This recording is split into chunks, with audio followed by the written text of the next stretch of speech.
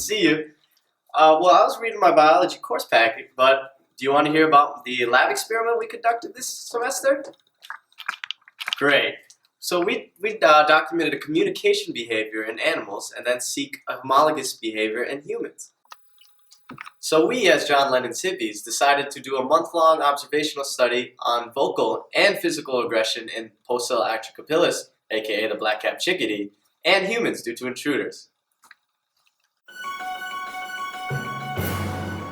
For our bird study, we hypothesized that the black-capped chickadee will show more aggressive behaviors in the presence of an intruder, such as a member of a different species, than when in the presence of another black-capped chickadee. In order to observe aggressive behaviors in the black-capped chickadee, we decided to observe them at the disturbed feeders behind Holmes Hall. We based our study on previous research done by Piaskowski. In order to incorporate randomization and repetition in our study, we decided to observe the birds during the course of a month. We went 3 times a week between the hours of 12 p.m. to 4 p.m. This is when the birds were most present at the feeder. Each week, we decided to go at different times. The first week, we went from 12 p.m. to 1 p.m., the second week from 1 p.m. to 2 p.m., the third week from 2 p.m. to 3 p.m., and lastly, the fourth week from 3 p.m. to 4 p.m. Trying to stay close enough to the feeders without causing any extra disturbances, we recorded physical aggressive behaviors done by the BCC, such as the flick of the wing, or flying towards the other bird. Non-aggressive behaviors would include having no response and continuing to feed at the feeders.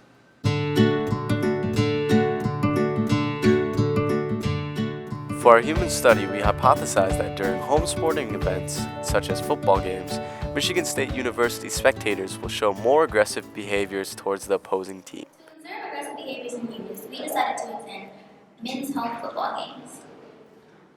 Due to the football schedule, we were limited to when we could attend the games, which were on Saturdays only. Study previously done by researchers Roca and Bauer to mimic how we observe aggressive behaviors in humans at the games. We recorded data for chants done pre-game and chants during the game. In order to incorporate the randomization and repetition in our study, we chose to attend 3 games. One where MSU played a huge rival, and with the other 2, non-rivals.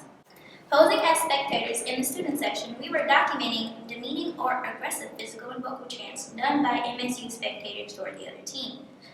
And also team building or non-aggressive physical and vocal chants done by students toward their own team.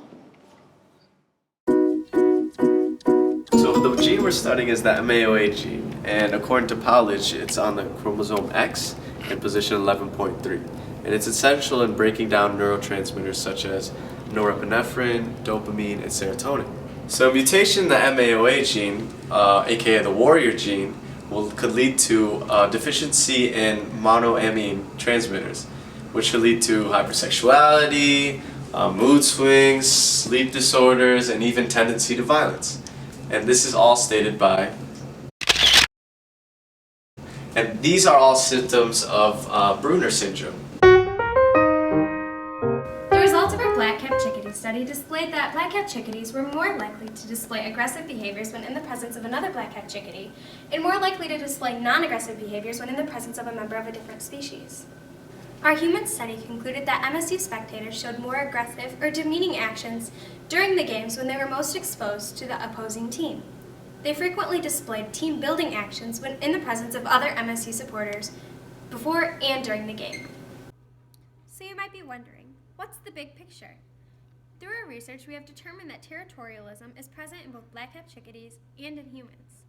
By studying the aggressive behaviors in black-capped chickadees, we can work to better understand our own aggressive tendencies as humans due to the threat of an intruder. Aggression is a problem that plagues our society, and by better understanding this homologous behavior, we can work to combat these aggressive tendencies in humans.